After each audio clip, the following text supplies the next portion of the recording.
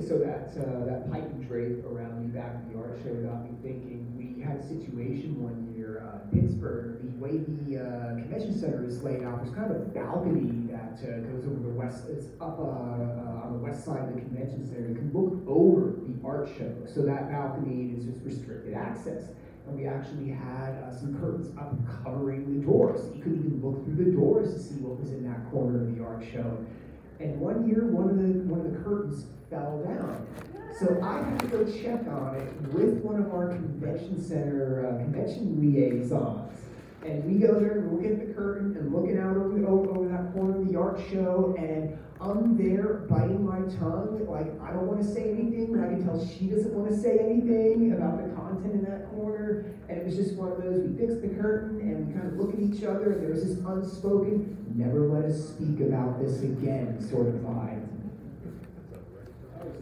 I have always liked the unspoken hero stories. Like the one where I see the situation and I know there's a story behind it, but I'm not going to ask because there's no experience in it. And several years ago, it was a first-year convention, and their hotel was interestingly built. Like they had the car park that you drove up, and then they had like an overhang on the door as well, and over the overhang were very obviously rooms. Okay? And but you could walk underneath that part. So I walk out, and it is 3:30 in the morning, and I am familiar with the entire board of directors. I had met them before, and they were all first-year directors and a first-year guy.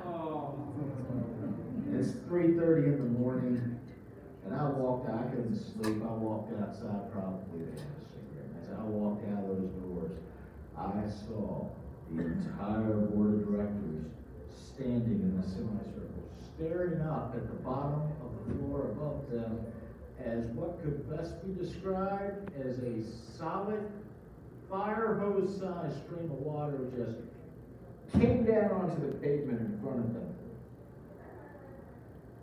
And I, as I walked by, heard the kind chairman say, "It's coming from the 5th floor." And then I heard the vice chairman say, "We broke the whole 5th floor."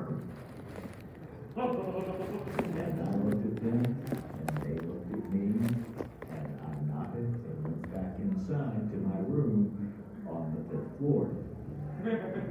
And immediately checked my bathtub. I never got any feedback on what happened.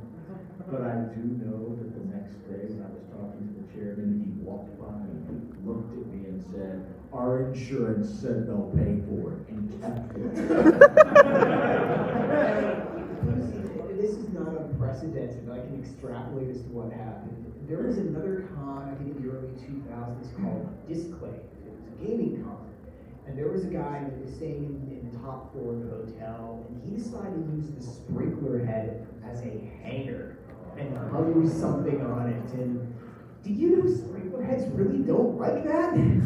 So sure enough, it popped the sprinkler head and water comes gushing out. This person was a responsible adult, and he called the front desk and reported it, and that's a complete and total lie. He did no such thing. He grabbed his things, he closed the door to his room, and he left without telling anyone.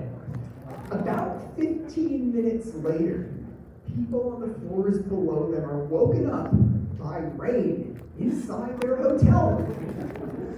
It's like it's raining from the ceiling, and then the fire alarm goes off. So there was an evacuation, the elevators were out of service, ceiling tiles in the lobby were getting saturated with water and just falling out with a wet plop on the floor. The hotel was not amused. How many of you have actually seen that sign in a hotel room?